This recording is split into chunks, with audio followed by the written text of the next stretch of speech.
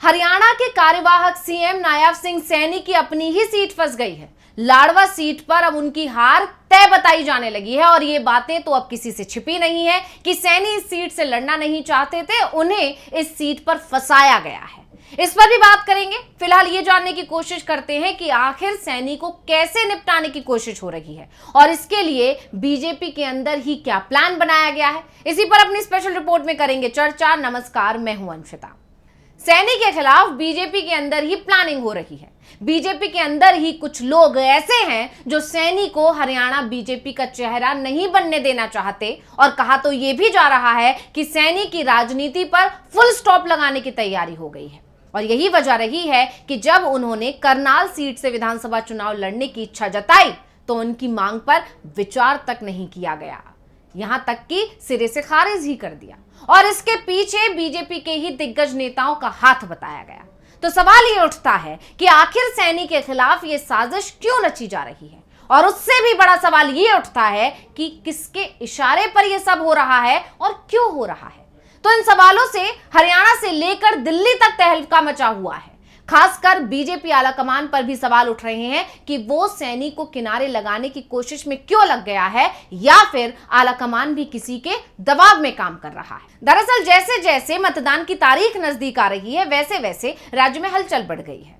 सभी दल अपनी ताकत झोंक रहे हैं, लेकिन सत्ताधारी बीजेपी चुनाव पर फोकस ही नहीं कर पा रही है, बल्कि पार्टी के अंदर मची भगदड़ और बगावत को रोकने की कोशिश में लगी हुई है। क्योंकि जैसे ही टिकट बंटवारे की लिस्ट आई, उम्मीदवारों के नामों का ऐलान हुआ, बीजेपी में भगदड़ मच गई और कोई निर्दलीय चुनावी मैदान में उतरने की बात कर रहा है तो किसी ने तो कांग्रेस का हाथ भी थाम लिया।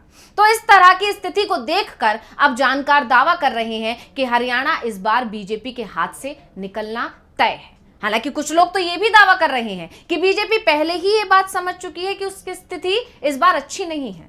लेकिन सबसे ज्यादा गौर करने वाली बात यह है कि पहले ही राज्य में बुरी स्थिति से जूझ रही बीजेपी के नेता अपने उस प्रत्याशी को क्यों हारते देखना चाहते हैं जिसके नेतृत्व में ही वो चुनाव लड़ रही है। जी हां, सही पहचाना, हम बात नायब सिंह सैनी की ही कर रहे हैं। ये बात इसलिए उठ रही है क्योंकि नायब सिंह सैनी 10 साल में अलग अलग सीट से चुनाव लड़ते आए हैं और जीत हासिल करते आए हैं। 2014 में नायब सिंह ने अंबाला जिले की नारायणगढ़ सीट से विधानसभा का चुनाव जीता। 2019 के लोकसभा चुनाव में नायब ने एक बार फिर जीत हासिल की। इसके बाद जब खट्टर को हटाकर नायब सिंह सैनी को सीएम बनाया गया तो करनाल सीट से उपचुनाव लड़े और वो भी जीते। यानी 2014 में मुख्य धारा की राजनीति में आए थे नायब सिंह सैनी और फिर उन्होंने कभी भी पीछे मुड़कर नहीं देखा। अब शायद यही वजह है कि सैनी के खिलाफ बीजेपी के अंदर ही माहौल बन रहा है। बीजेपी के दिग्गज ही नहीं चाहते कि सैनी और आगे बढ़े और जानकार तो दावा कर रहे हैं कि ये साजिश की जो सुई है वो किसी और की तरफ नहीं बल्कि खट्टर की तरफ है। यानी खट्टर नहीं चाहते कि सैनी का कद बढ़े, क्योंकि उन्हें डर है कि कहीं सैनी का बढ़ता कद उनका कद ना घटा दे, सैनी इतने आगे ना निकल जाएं कि लोग खट्टर को भूल जाएं।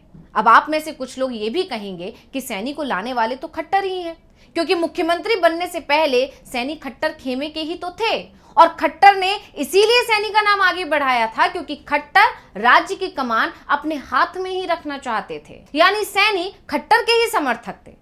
तो खट्टर क्यों अब ऐसा चाहेंगे कि सैनी आगे ना बढ़े? तो इसकी तमाम वजह बताई जा रही है। जानकार दावा कर रहे हैं कि खट्टर को ये उम्मीद थी कि सैनी डमी सीएम बनेंगे और शुरुआत में ऐसा हुआ भी, लेकिन धीरे धीरे सैनी ने सारी चीजें अपने हाथ में लेना शुरू कर दिया और अपने हिसाब से काम करना शुरू कर दिया। दरअसल खट्टर को जब सीएम पद से हटाया गया तो उसकी कई वजह बताई गई थी, जिसमें से प्रमुख वजह थी खट्टर का तीखा रवैया और अपनी मनमानी करना। यहां तक कि कई विधायकों ने तो यह भी शिकायत की थी कि खट्टर उनकी सुनते नहीं है और ना ही उनके काम करते हैं और ना ही विधायकों को उनके मन मुताबिक काम करने देते हैं। तो इसके अलावा कई ऐसे वीडियो भी सामने आए थे जिसमें खट्टर जनता से बदसलूकी और बेरुखी करते हुए नजर आए थे, जिससे जनता भी उनसे नाराज थी और खासकर किसानों की नाराजगी तो खट्टर को काफी भारी पड़ी और किसानों की नाराजगी खुलकर सामने आई थी, क्योंकि किसान आंदोलन के दौरान बार बार खट्टर के जो तीखे बयान थे वो किसानों की नाराजगी को लगातार बढ़ा रहे थे और इसीलिए बीजेपी आलाकमान के लिए खट्टर को हटाना मजबूरी बन गया था और उसी वजह से खट्टर ने सैनी का नाम आगे दिया था। लेकिन जब सैनी सीएम बने तो उन्होंने विधायकों को उनके मन मुताबिक काम करने दिया, उन्हें फ्री हैंड दिया। काफी नाप तोल कर कोई बयान दिया, यानी धीरे धीरे सैनी की छवि खट्टर से बेहतर हो रही थी और इसी बात ने खट्टर को परेशान कर दिया। इसके बाद खट्टर और उनके समर्थक ही नायाब सिंह सैनी के खिलाफ जाल बिछाने में लग गए। दावा किया जा रहा है कि खट्टर नहीं चाहते कि सैनी ये चुनाव जीते। इसे ऐसे समझिए कि नायाब सिंह सैनी चाहते थे कि उन्हें करनाल सीट से ही दोबारा टिकट मिले। करनाल मनोहर लाल खट्टर का गढ़ है, लेकिन सैनी को इस सीट से टिकट नहीं मिली क्योंकि खट्टर और उनके समर्थक नहीं चाहते थे कि सैनी इस सीट से चुनाव लड़े। वो इस सीट से खट्टर के ही समर्थक को लड़ाना चाहते थे क्योंकि उनका मानना था कि इससे नए चेहरों को मौका नहीं मिलेगा और कहीं ना कहीं करनाल पर जो है खट्टर और उनके समर्थकों की पकड़ ढीली हो जाएगी। इतना ही नहीं, खट्टर और उनके समर्थकों ने ही सैनी के लिए लाडवा सीट का सुझाव दिया था। यहां तक कि यह भी दावा किया था कि जो भी सर्वे आ रहे हैं करनाल सीट से वो जो है सैनी के पक्ष में नहीं है, सैनी यहां से हार जाएंगे, बल्कि जो लाडवा सीट से जो सर्वे रिपोर्ट्स आ रही हैं उसमें सैनी ज्यादा मजबूत नजर आ रहे हैं। इस तरह के तमाम दावे जो है खट्टर के समर्थकों की तरफ से किए गए और इसके बाद दावा किया गया कि कहीं ना कहीं खट्टर के दबाव में आकर ही बीजेपी आलाकमान ने सैनी को लाडवा सीट से उतार दिया। लेकिन इस वक्त अब सबसे ज्यादा जो फंस गए हैं वो राज्य के कार्यवाहक सीएम नायाब सिंह सैनी ही फंस गए हैं। अब ऐसे दावे क्यों किए जा रहे हैं? इसकी वजह है लाडवा सीट के समीकरण, तो उसको भी हम समझ लेते हैं। यहां पर जो मतदाता की संख्या है वो 1,95,816 है। यहाँ 20% सैनी है, वहीं 18% जाट समुदाय के लोग हैं। इसके अलावा 10% ब्राह्मण समुदाय से आते हैं और 6% कश्यप समुदाय से आते हैं।